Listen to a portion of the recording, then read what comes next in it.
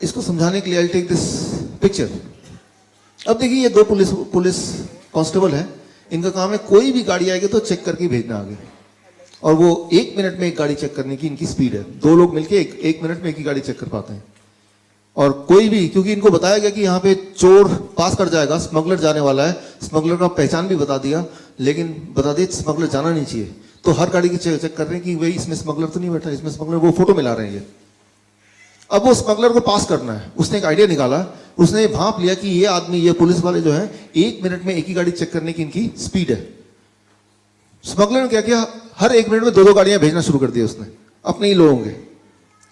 तो क्या होगा, इनको क्या करना पड़ेगा, एक गाड़ी को छोड़ना पड़ेगा रैंडमली, मतलब हर 1 मिनट में एक गाड़ी बिना चेकिंग के बाहर निकल जा रहा है, राइट। अब ये इनको पता चल जाएगा यार एक गाड़ी से छूट रही है, हो सकता है उसी गाड़ी में स्मगलर बैठ के भाग जाए, तो what they will do, head office को फोन करेंगे, भाई ज्यादा गाड़ियां आ रही हैं, आप ऐसा करो 2 लोग और भेज दो। अब 2 लोग और भेज देंगे तो वो 2 लोग यानी कि 4 लोग मिलके पर मिनट 2 गाड़ियां चेक करने की स्पीड इनकी फिर मेंटेन होगी। लेकिन अब स्मगलर सोचेगा ये तो इन्होंने लोग बढ़ा दिए, तो स्मगलर अब भी बचना चाहता तो क्या करेगा, थोड़ी और गाड़ियां बढ़ा देगा ताकि थोड़ी सी गाड़ियां लीक हो जाए। The same thing happens when you take the drugs, medicine. कोई भी मेडिसिन जब लेंगे तो इन दोनों गार्ड की तरह, कांस्टेबल की तरह लिवर उसको रोक देता है, लेकिन लिवर की अपनी एक कैपेसिटी है, जैसे इन दोनों की कैपेसिटी है। तो वो कितनी कैपेसिटी है, that is what is being taught in medical school, right. तो इसका मतलब उसका जितनी कैपेसिटी लिवर की रोकने की, उसकी डबल दे दो आप दवाई तो क्या हो जाएगा, आधा तो लिवर ने रोक दिया, वो वेस्ट चला गया, लेकिन आधा पार्ट जो नहीं रोक पाया वो बॉडी के अंदर चला गया। तो जितना दवाई आपको चाहिए होता है उससे डबल दवाई देते हैं, इस बिकॉज ये अंडरस्टैंड करते हुए कि आधा तो लिवर रोक देगा, कोई बात नहीं, जब रोकेगा तो आधा तो और चला जाएगा ना, तो काम बन गया आपका। मतलब किसी भी तरह से मेडिसिन को बॉडी के अंदर सर्कुलेट करना हो तो वो सीधे रास्ते से नहीं, वो चीटिंग करके, लिवर को चीट करके तभी जाता है, because liver can not allow the drugs, because drugs, medicine, ये सब चीजें पिछले 50-100 साल में ही आई हैं, जबकि हमारा लिवर की जो मैन्युफैक्चरिंग है वो तो लाखों साल पहले की है, तब तो था नहीं ये सारी चीज। तो लिवर, अब लिवर जब देखता है कि भाई ये कुछ चीजें ऐसी हैं जो मैं उसको रोक नहीं पा रहा हूं बिकॉज कैपेसिटी कम है, तो लिवर भी अपनी कैपेसिटी इन गार्ड्स की तरफ बढ़ाएगा। उसके बाद क्या होगा, आपने अक्सर देखा होगा कि जो ब्लड शुगर है, ब्लड प्रेशर है की दवाइयां हैं, नींद की दवाइयां हैं, आप उसको खा रहे हैं लेकिन वो इफेक्टिवली काम नहीं कर रहा। आप तब वो बोलते हैं डॉक्टर साहब पहले तो नींद आती थी, तो लेकिन अब वो दवा लेने से नींद नहीं आती। डॉक्टर क्या करेगा, वो समझ जाएगा कि लिवर ने अपनी कैपेसिटी बढ़ा दी, तो डॉक्टर क्या करेगा, उस स्मगलर की तरह कैपेसिटी थोड़ी और बढ़ा देगा। ठीक है भाई, ज्यादा डोज ले लो। ब्लड शुगर के पेशेंट ऐसे तो होता है, टेक सम मोर मेडिसिन, राइट, थोड़ी और मेडिसिन ले लो, थोड़ी और मेडिसिन वो देने लगता है, तो दोबारा से बोलते हैं अब आराम मिल गया, होता है ना ऐसे। तो वो एक चोर पुलिस का खेल चलता जा रहा है, लिवर भी अपना ताकत बढ़ाता जा रहा है और उधर से मेडिसिन भी बढ़ती जा रही है, राइट। लेकिन एक टाइम आएगा जब liver will lose the battle, right, तो तब लिवर जवाब दे देगा। या तो एक टाइम आएगा, या फिर एक टाइम ऐसा आएगा जब लिवर सोच लेगा कितनी भी ताकत आ जाए, उस लिवर ने एक ऐसा मैकेनिज्म बना लिया, पहचान लिया इस चोर को, चाहे ये कैसे भी हो जाए मैं इसको रोक के रहूंगा। अब कितने भी क्वांटिटी में दवा दें, ब्लड शुगर की दवा दें, ब्लड प्रेशर की दवा दें, या कोई भी और दवा दें, वो इफेक्टिवली काम करेगा ही नहीं, बिकॉज लिवर हैज अंडरस्टूड कि कैसे इनको रोकना है। वो लड़ाई, वो तभी तो वो 2.5 kg है ना, तो तभी उसको सेकंड ब्रेन बोलते हैं। It learn that with in few months, few years. आप इमेजिन कीजिए, वो जो एक चोर है, वो चोर आता है, और वो चोर जब भी आता है तो गेटकीपर उसको रोक देता है।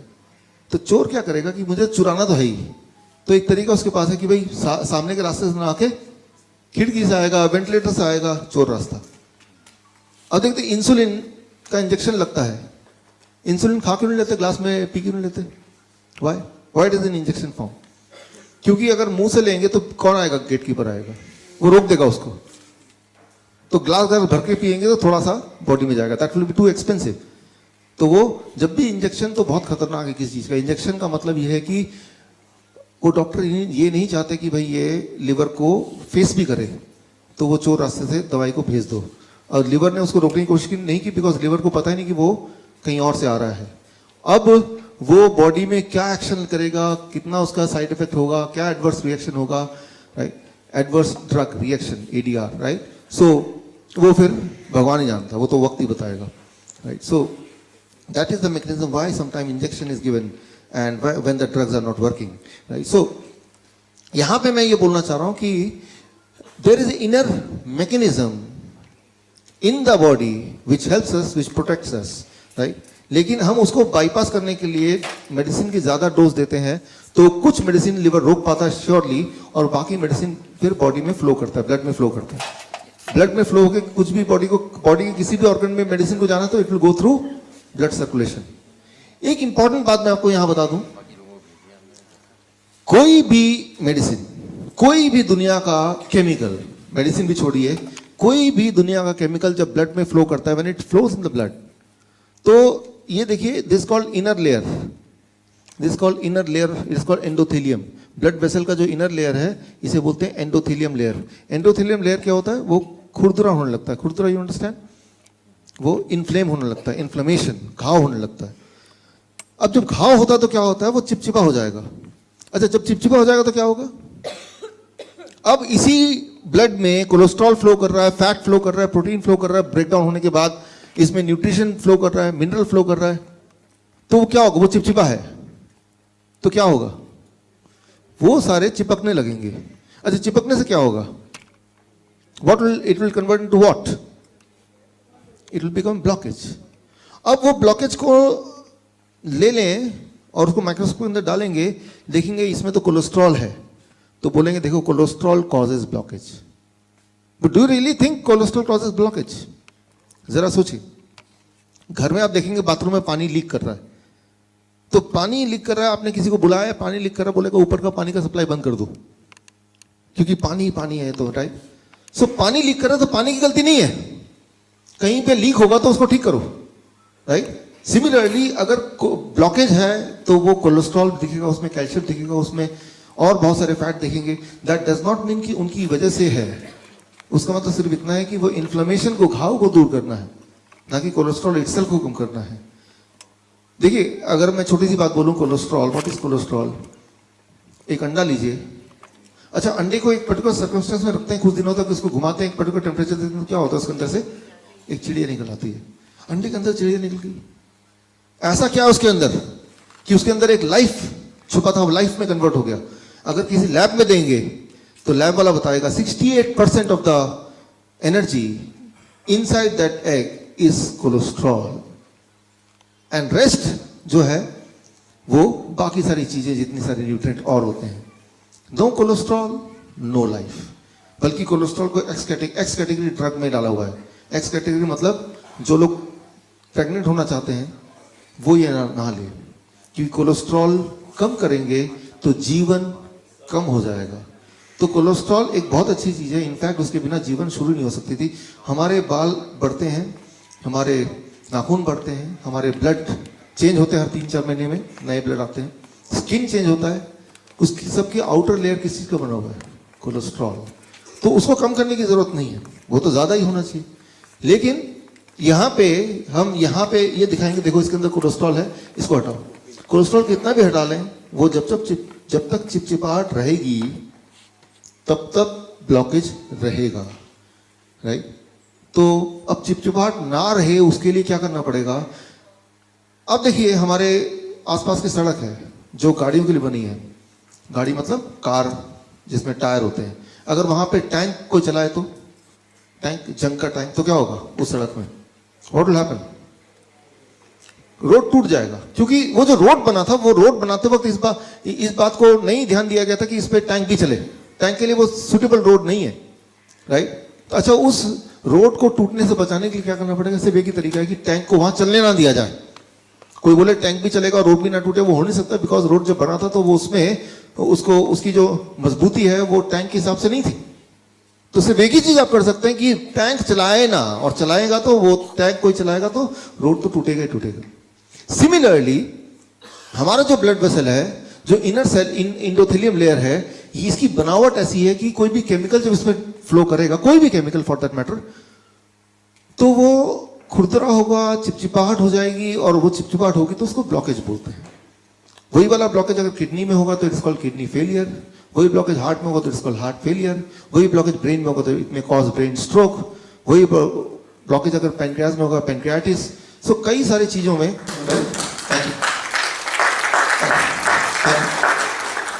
तो आप देखिए बीमारियां अलग अलग नाम के हैं, लेकिन एक्चुअली अलग अलग बीमारियां हैं नहीं, राइट। लेकिन अगर बचना चाहते हैं उनसे तो उससे एक ही चीज करनी पड़ेगी, वो चिपचिपाहट ना हो। और चिपचिपाहट ना हो उसके लिए सिर्फ एक ही चीज करना पड़ेगा कि कोई ऐसी चीज सर्कुलेशन में भेजो ही नहीं जिसके लिए वो रोड बनी नहीं है, डिजाइन नहीं है। ये बात हमें समझनी पड़ेगी। कोई भी दवा ले लें, वो दवा अपने आप में अच्छी है कि बुरी है, that is a different thing, लेकिन वो जो सर्कुलेट जब होती है बॉडी में तो वो बुखार के लिए आपने दवा ली फॉर एग्जांपल, बुखार को ठीक करेगी कि नहीं करेगी वो एक अलग मैकेनिज्म है, that I talk later on अगर टाइम मिला तो। लेकिन सर्कुलेट तो करना पड़ेगा इसी ब्लड वेसल में। तो एक चीज हर दवा करती है, it makes your blood vessel inflamed, right. और ब्लड वेसल इन्फ्लेम्ड होगा, आप देखेंगे मेडिकल डेटा अगर देखते हैं कि जितने भी हार्ट अटैक के पेशेंट्स होते हैं उनको अगर उनका देखा गया कि पिछले 3 महीने का उनका रिकॉर्ड देखा गया तो about 75% of the heart attack patient, उनके हार्ट अटैक होने के 3 महीने के अंदर उनको बुखार आया था जब उन्होंने दवा ली थी, और बुखार तो ठीक हो गया but it was inflamed. Inflammation से क्या हुआ? ब्लॉकेज, उससे क्या हुआ? Heart attack, right. तो हम एक बीमारी को ठीक कर रहे हैं but that lead to other thing, और दोनों को आपस में हम कनेक्ट भी नहीं कर पा रहे हैं कि ये हार्ट अटैक जो हुआ इसके कारण बुखार है। हमारे पास डायबिटीज टाइप 1 के बच्चे आते हैं, छोटे छोटे बच्चे, 3 साल का बच्चा, 4 साल का बच्चा। मैं अक्सर पूछता हूं, हमेशा पूछता हूं कि जब डायग्नोस हुआ उसके पिछले 3 महीने का रिकॉर्ड बताइए।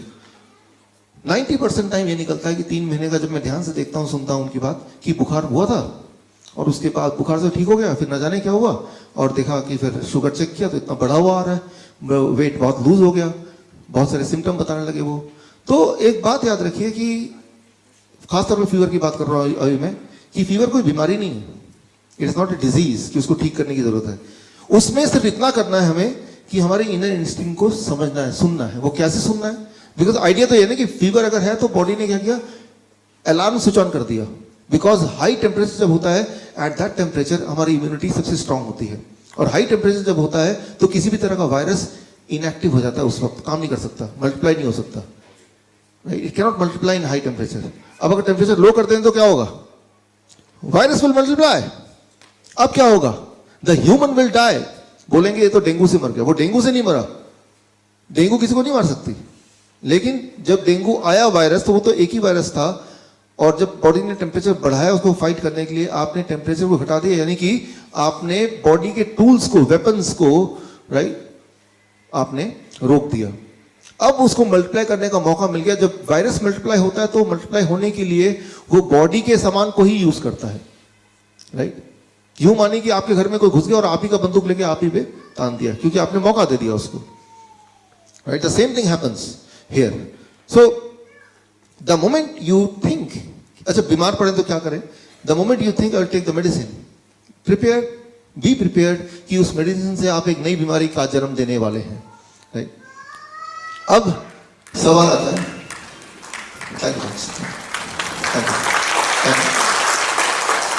अब सवाल आता है कि तो फिर अगर ऐसी सब बातें हैं तो लोग कोई भी दवा खाते हैं, बीमारी पड़ते हैं तो जाते क्यों हैं?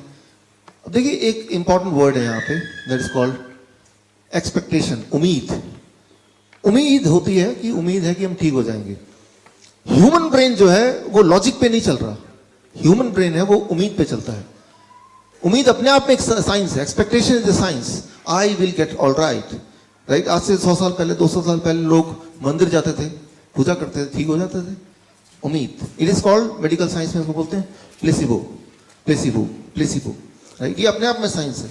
आपको लगा कि मैं ठीक हो सकता हूं, वो जो लगना अपने आप में, वो भी एक इंपॉर्टेंट रोल प्ले करता है। फिर वो लगा कैसे, किस चीज की वजह से लगा?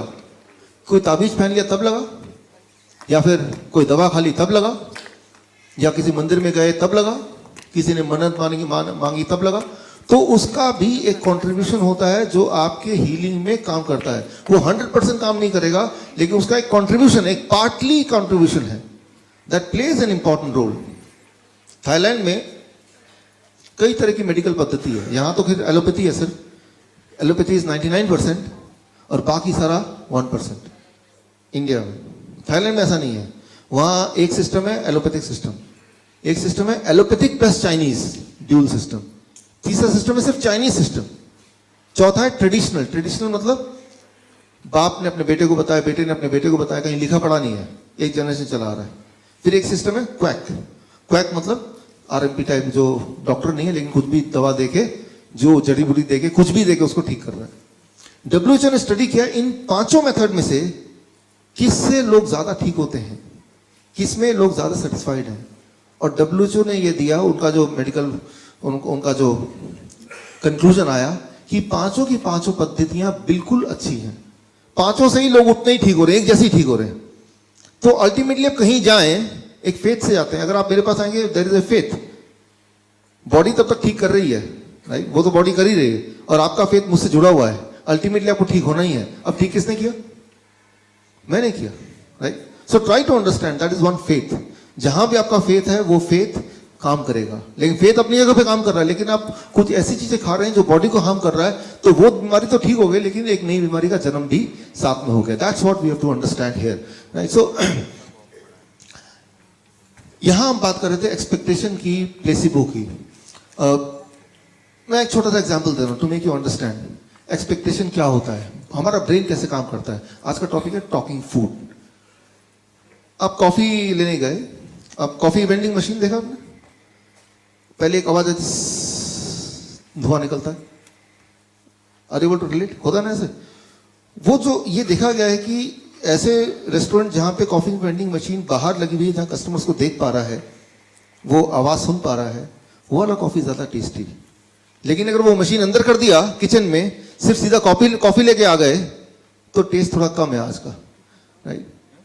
तो you are eating by your ears, अब कान से, राइट। तो ये पूरी एक बहुत बड़ी स्टडी है, ये बहुत बड़े मेडिकल जर्नल में ये आया है। We are eating by our ears, हम अपने कान से हम खाते हैं। मैं आपको उदाहरण देता हूं इसको समझाने के लिए।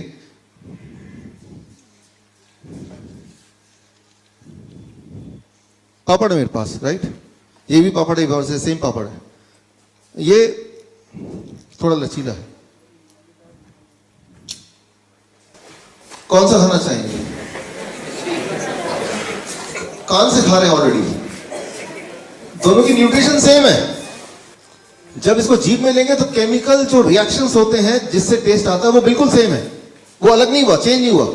न्यूट्रिशन चेंज हुआ? नहीं हुआ। केमिकल एक्शन जब इसको चबाएंगे चेंज हुआ? नहीं हुआ। चेंज क्या हुआ? अरे क्या टेस्ट है, मुंह में पानी आ गया। We eat by our ears, हम कान से खाते हैं। Try to understand that. So हमें अपने अंदर की जो इंस्टिंक्ट है उसको थोड़ा अंडरस्टैंड करना है, how it is working, right. कि टेस्ट मतलब क्या है, जब आप चूज करते हैं ये अच्छा है बुरा है, तो उसके पीछे कोई साइंस की जरूरत नहीं है। आप कोई चूज कर रहे हैं तो वो एक्सपेक्टेशन है, उम्मीद है, उस उम्मीद पे ही सारा कुछ हो रहा है। फॉर एग्जाम्पल, ये एक बहुत बड़ा रिसर्च है, ये बहुत बड़े जर्नल में आया कि जो पोटैटो चिप्स बनाने की कंपनी, उनको पता चल गया कि साउंड जो है वो एक इंपॉर्टेंट रोल प्ले करता है। Sound, right. तो उन्होंने अपने पैकेट को ऐसे बनाया कि पैकेट को जब फाड़ेंगे तो वो पेपर का साउंड आएगा, और ये देखा कि जिस पैकेट में वो वाले चिप्स डालें जिसमें फाड़ते ही पेपर का एक अजीब सा साउंड आएगा, तो वो वाला जो है वो ज्यादा टेस्टी लग रहा है। सो दैट इज व्हाट, कि उनका ध्यान चिप्स पे नहीं है मैन्युफैक्चरर का, कि उसका पैकेट की ऐसी आवाज आनी चाहिए कि एक आवाज। आप एक घर पे जाके एक्सपेरिमेंट करके देखिए आज, राइट। सो अपने बच्चों के साथ करके देखिए। मान लीजिए एक बेकार सा थैला ले लीजिए, उसमें एक अंगूर है, बच्चे को बोलिए ये खाएंगे, इसमें वही अंगूर है, ये खाओगे। अब देखिए उसका क्या इंस्टिंक्ट होता है, राइट। अब आपने बोला नहीं, दोनों ही खाना पड़ेगा, एक यहां से एक यहां से, दोनों ले लिया उसने। अब इसको खोला उसने, एक आवाज आई, ब्रेन ने बताया। फिर जब ये खाएगा लगता है कि ये थोड़ा इंपोर्टेड है, दिखने में सेम है सेम ही। अब उससे पूछिए कि दोनों में से कौन सा ज्यादा टेस्टी है, राइट। तो आपको पता है कि उसका जवाब होगा ये ज्यादा टेस्टी है, थोड़ा महंगा लग रहा है ये। तो वो किससे खा रहा है? तो वो किससे खा रहा है? आंख से खा रहा है, कान से खा रहा है, वो छू रहा है, वो खा रहा है, और फाइनली वो खा रहा है। वो तो बहुत बाद में आया, उसने पहले निर्णय कर लिया कि इसका टेस्ट बड़ा अच्छा है, मुझे तो यही चाहिए, राइट। तो जब यहाँ से जाएंगे तो ऐसा ये आप लेके जाइए ताकि आप एक्सपेरिमेंट कर पाएं इसको, राइट। सब लोग एक एक और फिर बताइए भी मुझे व्हाट हैपेंस। सो जब आप सोचते हैं कि ये चीज़ टेस्टी है या ये चीज़ टेस्टी नहीं है, तो ये मत समझिए कि उसका टेस्ट है तभी वो टेस्टी है। That itself is an experience, जिसमें आपकी आंखों का, आपकी सोच का, आपकी कानों का, आपके बैकग्राउंड का, there are many thing which is contributing. अच्छा, एक एक्सपेरिमेंट कीजिए। आप कभी हॉस्पिटल जाते हैं मिलने के लिए किसी पेशेंट से? जब हॉस्पिटल जाएंगे ना तो उनको खाना दीजिए, भाई साहब आपके लिए खाना लाए लाल प्लेट में, खाएगा वो? सेम खाना इस पे डालिए, तो जब ये खाना लेगा यार थोड़ा भी खाएगा, यार मन नहीं कर रहा, तबीयत ठीक नहीं इसलिए खाने का मन नहीं कर रहा, राइट। जस्ट इमेजिन कीजिए हॉस्पिटल में लाल प्लेट। एक हॉस्पिटल में एक्सपेरिमेंट किया था अपने खाने के बजट को घटाने के लिए कि पेशेंट को लाल प्लेट में खाना देने लगते थे, और ऑब्वियसली लाल प्लेट में हॉस्पिटल में पेशेंट बोलता है खाने का मन ही नहीं कर रहा, right. So try to understand, आप खाना जीभ से नहीं खा रहे हैं, राइट। क्या खाना चाहते हैं वो इंपॉर्टेंट नहीं है, आप इस वक्त आंखों से खाना खा रहे हैं, राइट। सो जो हम जितनी हम समझते हैं, जो हमारी समझ है हमारे बारे में, उससे भी गहरी कई सारी बातें हैं। वो ये कि हमारे बॉडी के एक एक cells, each one of the cell of the body itself is having its own intelligence, right. And वो सारे इंटेलिजेंस जोड़ के दैट इज वी आर। और इसमें जब हम कोई केमिकल बॉडी में डालते हैं तो we interfere with the total intelligence जो कि आपस में एक हार्मोनी में था, राइट। उस हार्मोनी को हम बिगाड़ते हैं। मान लीजिए यहाँ पे बहुत सारे म्यूजिकल इंस्ट्रूमेंट रखे हैं, तबला रखा है, ड्रम रखा है, वो सब रखे हैं और सब बजाते हैं in harmony, that's called music. लेकिन अगर एक अपने मन से बजा रहा है, एक अपने मन से बजा रहा है, तो तब भी सब बजा रहे हैं, तब भी वही म्यूजिक सिस्टम है, तब भी वही लोग हैं, but that will called be as noise. उसे क्या बोलेंगे? नॉइज बोलेंगे। सिमिलरली मान लो आपको ब्लड प्रेशर है, गोली जब ब्लड प्रेशर का लेते हैं तो वो इट इज लाइक कि वो गिटार वाले को बोल रहा है तू जोर से बजा, ये नहीं देख रहा कि वो क्या बजा। आपस की सिंक्रनी वो नहीं है, क्योंकि जब भी कोई दवा लेते हैं तो वो किसी एक ऑर्गन पे काम करता है, ओवरऑल नहीं काम करता वो। और जब भी कभी कोई एक दवाई किसी भी ऑर्गन पे काम करेगी तो that will create a noise. वो ऑर्केस्ट्रा नहीं होगा, वो म्यूजिक नहीं होगा, उसको कहेंगे नॉइज। सो वो बैलेंस बिगड़ जाएगा, right. So we have to see, we have to understand, बीमार तो है चलो ठीक है, लेकिन बीमार रहने का ये मतलब नहीं कि हम बैलेंस बिगाड़ के और ज्यादा बीमार पड़ जाएं, राइट। सो बीमार हैं, आई अंडरस्टैंड, उस वक्त हम थोड़ा डेस्परेट हो जाए, ठीक कैसे करें। फिर वो एक्सपेक्टेशन वाली बात, उम्मीद वाली बात, और जो उम्मीद है, अच्छा ये देखिए कि मैंने आपको एग्जांपल दिखाया कि दोनों एक टेस्ट के हैं, क्या कोई लॉजिक है उसमें? पापड़ जो कड़क से आवाज आएगी तो वो ज्यादा टेस्टी, कोई लॉजिक है उसमें? उसमें कोई साइंस है? कोई साइंस नहीं है। उम्मीद, एक्चुअली ह्यूमन ब्रेन जो है वो साइंस पे चलता ही नहीं है। ह्यूमन ब्रेन जो है लॉजिक पे चलता ही नहीं है, वो चलता है एक्सपेक्टेशन पे, वो चलता है जिसे हम बोलेंगे नॉर्मल भाषा में भेड़ चाल। जो चीज बार बार होती जा रही, होती जा रही, होती जा रही, होती जा रही, जो चीज हमारा दिमाग, आंखें, नाक, कान उसको देख रहे हैं, एक्सपीरियंस कर रहे हैं, तो वही उसका अल्टीमेट ट्रुथ है। उसी को वो ठीक मानता है, उसी को एक्सपेक्ट करता है कि यही होना चाहिए। उससे अलग कभी कुछ होगा तो बोलेगा ये खराब है। जब भी आप डिसाइड करते हैं ये ठीक है, ये खराब है, तो जो चीज एक्चुअली आपके लिए ठीक है उसे आप शायद मना ही कर दें। इट डिपेंड्स कि आपका पास्ट में जो एक्सपीरियंसेस हैं उसका कलेक्शन क्या है। मैं आपको एक उदाहरण देता हूं। अभी हम जा रहे थे यहाँ पे चंडीगढ़ के रोड में एक ढाबा है ना, क्या नाम है उसका? हाँ, गुलशन है, आप जाते हैं लगता है। हाँ, गुलशन के बाद एक और ढाबा है, हाँ सुखदेव ढाबा, राइट। हाँ, तो हमारे केंद्रीय विद्यालय के एलुमनाई मीट था, उसमें हम 4 दोस्त मिलकर गाड़ी में जा रहे थे कि रात के 1-2 बजे कि हम तो वो सुखदेव वाला ढाबा से खा के जाएंगे। भाई मैंने कहा कि हम तो चलो आपके साथ रहेंगे, खाना तो आप खाओ, हमारी गाड़ी में काफ़ी सारा खाना ऑलरेडी है। तो मैं सीन बता रहा हूँ, इमेजिन कीजिए वो बैठे हैं चम्मच में, वो खा रहे हैं, राइट, चम्मच हाथ में मुंह में डाल के खा रहे हैं। इज इट यूजुअल, नॉर्मल और एबनॉर्मल? अरे इसमें कौन सी बड़ी बात है? ढाबे में गए, चम्मच लिया, खा रहे हैं, दिमाग तो यही बोल रहा है ना आपको। अब जरा मैं इसको नए तरीके से पेश करता हूँ। जरा सोचिए, वो जो चम्मच से खा रहे हैं, मुंह में डाल रहे हैं चम्मच, वो न जाने आपके मुंह में डालने से पहले हजारों लोगों ने उसको मुंह में डाला होगा, राइट, और उसमें थूका होगा। किसी को पता नहीं कौन सी बीमारी होगी, कोई कहां से आया होगा, वही चम्मच लेके मुंह में डाल दिया आपने। लेकिन आपके दिमाग में एक लॉजिक आ गया, अरे उसको अच्छे से धो दिया होगा, ठीक है, एक्सेप्टेड, आपकी लॉजिक को मैं एक्सेप्ट करता हूं। मैं बोलता हूं आप मेरा ब्रश ले लीजिए, अच्छी से धो लीजिए, फिर से मुंह में डाल के ब्रश कीजिए, वो तो इसी का है ना।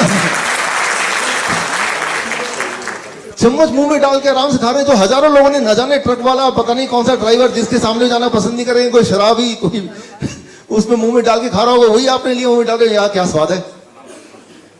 लेकिन अगर आपका दिमाग बोलता है नहीं, धो देने से सब कुछ ठीक हो जाता है, तो किसी का ब्रश लीजिए और उसको धो दीजिए अच्छी, जितना अच्छा धोना चाहे, फिर उसको मुंह में डालिए। वो तो फिर एक ही आदमी का है ना, राइट। हम कहीं भी जाते हैं, किसी रिश्तेदार घर जाते हैं, अपना एक ब्रश लेके जाते हैं ना, कि नहीं उनके पास ब्रश होगा, किसी एक का ले लूंगा मैं, करते धो लूंगा। होना तो ये चाहिए ना कि एक चम्मच भी जेब में लेके जाइए जब भी कभी रेस्टोरेंट में जाए, राइट। अपना चम्मच जेब से निकाला, खाया पिया, उसको धोया, फिर जेब में रख दिया, उसके पीछे नाम भी लिखा है ताकि किसी और अपने जो फैमिली मेंबर के नाम से वो चम्मच मिक्स ना हो जाए। बोलना मैं सिर्फ यही, मैं ये नहीं बोलना चाह रहा हूँ चम्मच से खाना चाहिए कि नहीं खाना चाहिए, दैट्स नॉट द पॉइंट। मैं सिर्फ ये बोलना चाह रहा हूँ, जो भी आप एक्शन करते हैं, that action is not a science. उसमें कोई लॉजिक नहीं है, उसमें कोई रीजनिंग नहीं है, वो बस है। और वो क्यों है? क्योंकि ऐसा चलता आया है। तो ऐसा चलता है, जो चीज चलती आती है उसको हम सोचते हैं कि ये ठीक ही है। कैसे हम डिसाइड करते हैं इज इट, ये ठीक है कि नहीं है? सिर्फ एक ही चीज हम देखते हैं, क्या ये चलता आया है ऑलरेडी। अगर दिमाग ने उसको कई बार ऑलरेडी देख चुका है हमारे एक्सपीरियंसेस में, तो ब्रेन बोलता है दिस इज ओके, फिर चाहे वो हमारा नुकसान भी क्यों ना कर रहा हो। बस ये छोटी सी बात I want to make you understand. For example, अगर हम बीमारी की बात करें, दुनिया में इस तरह के शहरों में जैसे फरीदाबाद है, दिल्ली है, न्यूयॉर्क है, होचिनमिन है, बैंकॉक है, जो बड़े बड़े शहर हैं, जो मेट्रो सिटी जिसे बोलते हैं, 30% of the death, every third death is because of heart disease. आपको पता ही है ये बात। पहला सबसे बड़ा कारण इस तरह के शहर में मरने का है वो heart disease, you know that. Second सबसे बड़ा कारण मरने का है वो है कैंसर। हर 10 में से 2 death, 20% death is because of cancer, ये भी आपको पता है। तीसरा सबसे बड़ा कारण है मरने का, दैट इज कॉल्ड एट्रोजेनेसिस। एट्रोजेनेसिस, एट्रोजेनेसिस कॉजेज। अब एट्रोजेनेसिस कॉजेज क्या है? एट्रोजेनेसिस का हिंदी में मतलब है डॉक्टर या मेडिसिन की वजह से death. That is about, according to journal of American medical association, 15%। World average, India का एवरेज क्या है वो पता नहीं, लेकिन वर्ल्ड एवरेज है मेट्रो सिटीज के 15%। यानी कि 100 लोग अगर गए इलाज कराने, तो वो 15 लोग जिंदा रहते अगर वो जाते नहीं तो। लेकिन फिर भी जाते हैं, क्यों? क्योंकि जाते आए हैं।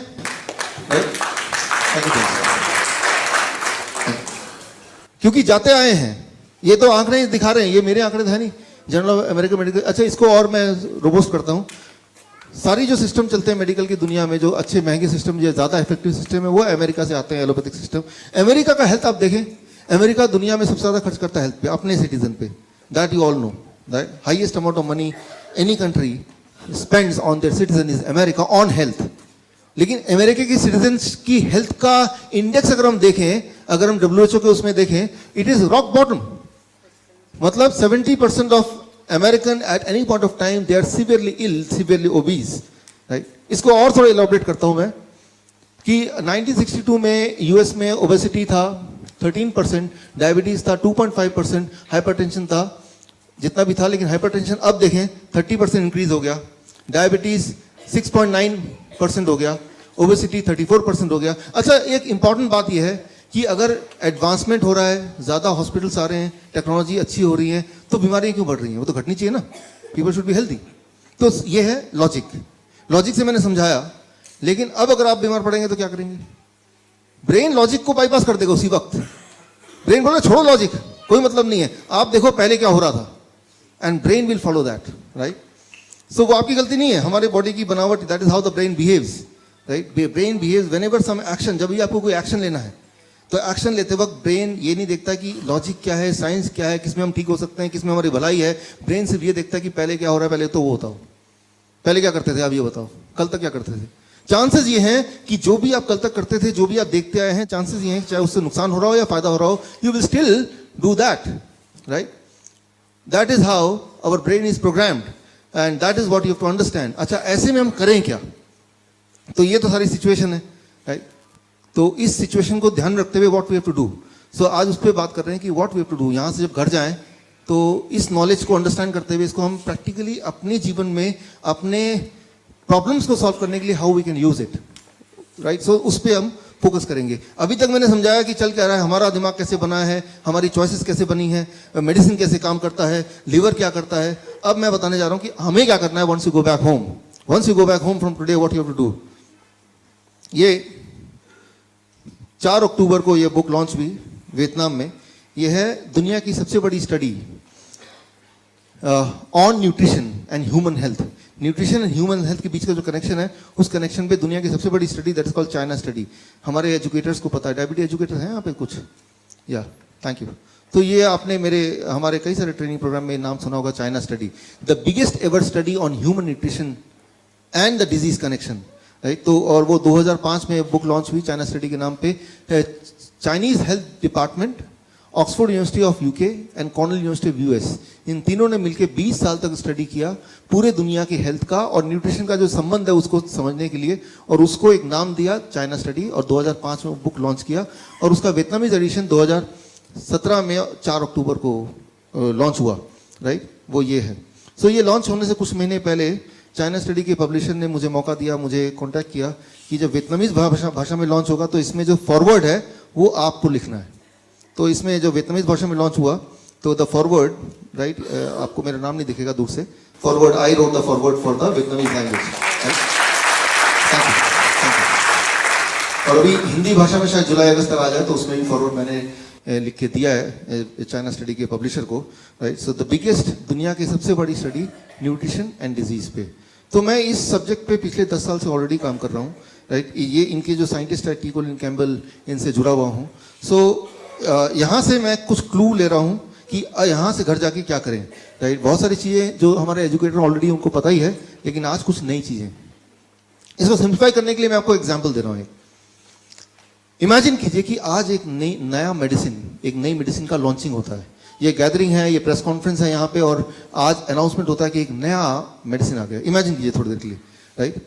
और उस मेडिसिन की खूबी बता रहा हूँ। मान लीजिए मैं मार्केटिंग एजेंट हूँ एक उस मेडिसिन कंपनी से, और मैं आता हूँ, भाई मैं आता हूँ यहाँ से, आप सबका स्वागत है कि आप यहाँ पे आए, और आपको जान के खुशी होगी कि आज हम एक बहुत ही बड़ी उपलब्धि को हासिल किया, क्योंकि आज हम एक नया मेडिसिन लॉन्च करने जा रहे हैं। उस मेडिसिन को लॉन्च करने से पहले मैं उसकी खूबियों से आपको मिलाता हूँ।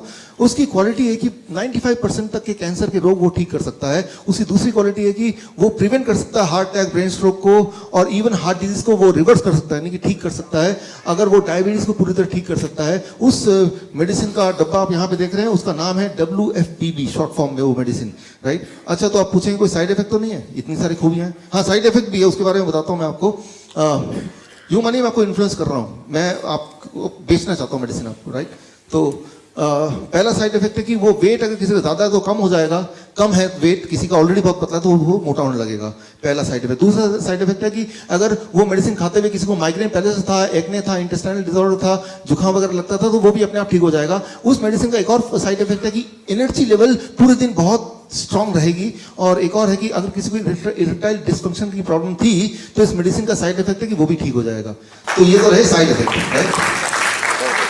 अब आपको डिसाइड करना है, मान लीजिए आप जेन्युइनली चाहते हैं कि ये मेडिसिन मैं लूं कि नहीं लूं, तो डिसाइड करते वक्त आप कुछ फैक्टर्स दिमाग में रखते हैं कि तभी जैसे आप ट्रीटमेंट लेने जाते हैं कि मैं इधर जाऊं कि उधर जाऊं, इस हॉस्पिटल जाऊं कि उस हॉस्पिटल, इस डॉक्टर के पास जाऊं कि उस डॉक्टर के पास। तो दिमाग में कुछ फैक्टर्स आते हैं जिसकी बेसिस पे आप डिसाइड करते हैं which medicine, which treatment should I take. तो वो कौन कौन से फैक्टर्स हैं? आप मुझसे मान लीजिए पूछ रहे हैं, चलो ये सब तो ठीक है, लेकिन मुझे ये खरीदना ही नहीं कि नहीं खरीद रहा हूं, उसके लिए कुछ फैक्टर्स हैं। Criteria to decide which treatment to choose. जब भी आप कोई ट्रीटमेंट चूज करते हैं, जब भी आप मेडिसिन चूज करते हैं या ये मेडिसिन भी चूज करेंगे, तो पहला 3 चीजों पे आप सवाल पूछेंगे। कितनी जल्दी ठीक कर सकता है ये? आपने बोला कैंसर ठीक कर देगा, लेकिन कितनी जल्दी? अगर बोलेंगे 20 साल में ठीक कर देगा, उससे पहले तो पेशेंट ही मर जाएगा। तो सबसे इंपॉर्टेंट बात, जब भी कोई ट्रीटमेंट आप लेते हैं तो पहला होता है दिमाग कि how quickly. Nobody would like to stay sick for long period, कि कुछ भी हो जाए जल्दी से जल्दी, पहला। नंबर 2 सवाल होता है कितने सारे हेल्थ प्रॉब्लम को एक साथ वो एड्रेस कर सकता है। अभी क्या होता है, एक इंसान 20 गोलियां, 25 गोलियां, 30 गोलियां, 40 गोलियां, अनलिमिटेड गोलियां खाता रहता है, लेकिन एक दवाई ऐसा कि कितनी सारी प्रॉब्लम को एक साथ ठीक कर सकता है, ये भी एक इंपॉर्टेंट बात है। जितनी ज्यादा प्रॉब्लम को एक साथ ठीक करेगा, उतना ज्यादा चांसेस है कि आप उसको खरीद लें। तीसरा बात, how much will the health improve. एक तो है कि टेम्पररी रिलीफ मिलेगा या परमानेंटली वो क्योर होगा। तो ये 3 एक मेजर बातें हैं जिस पे आप डिसाइड करेंगे कि भाई वो मेडिसिन लेना है कि नहीं लेना है, राइट। तो सबसे पहले हाउ क्विकली इट वर्क्स, कितना जल्दी वो ठीक करेगा, इस पे बात करते हैं। इन कंपैरिजन टू बाकी अवेलेबल दवाइयाँ, है ना। तो ये जब गाड़ी खरीदते हैं तो किसकी एवरेज कितनी है? 60। अब सोचते हैं कि बाकी की कितनी है, तभी तो ये डिसाइड करते हैं ज़्यादा है कि कम है, तो बाकी को कंपेरिजन। तो मैं इसको एग्जाम्पल देके साइंटिफिकली एक करता हूँ। 2006 में एक दवाई आई थी रेनोलाजीन, और ये दवाई थी, अभी भी है, एंजाइना, हार्ट, दिल के दर्द होगा तो डॉक्टर पास जाएंगे, ये अगर दवाई देंगे तो ये दवाई कोई 6 हफ्ते तक खाएगा तो फिर उसके हार्ट का जो पेन है, जो एंजाइना, वो कम हो जाएगा। और ये सबसे ज्यादा फास्टेस्ट टाइम, मतलब 1.5-2 महीने लगेंगे तब भी, और उसके बाद कम होगा। लेकिन साथ में साइड इफेक्ट भी इसके अपने हैं, हेडेक हो सकता है, कॉन्स्टिपेशन हो सकता है, डिजीनेस, नॉसिया हो सकता है। उसके मुकाबले मेरी जो दवाई है, जो मैं भी लॉन्च करने वाला हूं, वो 1 से 2 हफ्ते के अंदर ही वो एंजाइना को गायब कर देगा, पहली बात। दूसरी बात, इसका कोई साइड इफेक्ट नहीं है, राइट। तो क्लियरली, और साइड इफेक्ट है तो वो पॉजिटिव वाले हैं, तो क्लियरली इसमें तो मैं पास हो गया कि ये ज्यादा इफेक्टिव है, ज्यादा क्विक है, राइट। अब आता है कितने सारे हेल्थ की बीमारियों को एक साथ ही एड्रेस कर सकता है। कैंसर को 9 महीने में ठीक कर देगा, हार्ट डिजीज को 1 से 3 महीने में, ओबेसिटी को 1 महीने में, ब्लड प्रेशर 7 दिन में कंट्रोल कर देगा, ब्लड शुगर है तो 3 दिन में कंट्रोल कर देगा, राइट।